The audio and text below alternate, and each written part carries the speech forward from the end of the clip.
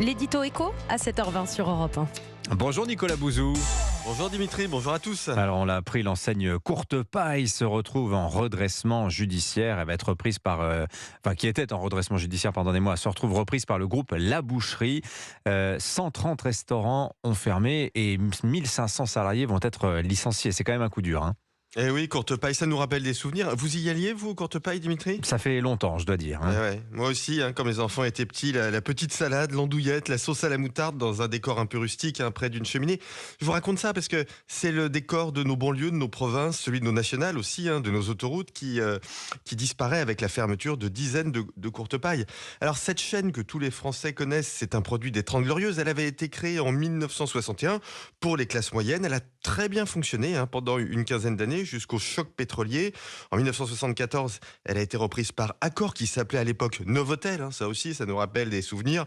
Bon, s'en est suivi la vague des reprises, des réductions de coûts, la difficulté à s'adapter à une demande où l'on mange de moins en moins de viande et où on boit moins de vin que dans les années 60 et 70. C'est un symbole de la France des ronds-points qui est en difficulté avec Courte Paille.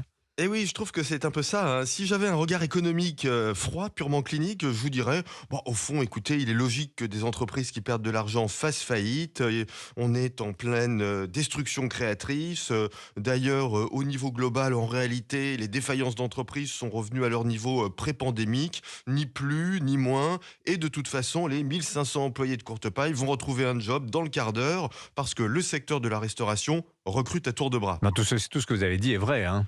Ouais, alors c'est vrai, mais c'est quand même une analyse qui est insuffisante. Un rapport du Conseil d'analyse économique avait montré que le nombre de gilets jaunes était corrélé à la faiblesse de la densité des commerces dans les villes de province. Je vous dis ça, Dimitri, parce que les difficultés d'une entreprise comme Courte Paille, ce n'est pas seulement un sujet purement économique, mais c'est aussi un sujet de société. Ça peut donner le sentiment d'une France périphérique, comme on dit maintenant, qui a du mal à s'adapter. Et pourtant, il y a toujours un marché pour des familles qui voudraient s'arrêter dans des restaurants comme les Courte Paille. Le marché de la restauration, il va très bien aujourd'hui. Le secteur a même redépassé son niveau d'activité de 2019, pré-pandémique. Eh bien écoutez, pour le bien de la France et de nos territoires, espérons que cette enseigne va connaître une nouvelle jeunesse. Signature Europe 1, Nicolas Bouzou. Merci beaucoup Nicolas. À demain, 7h22.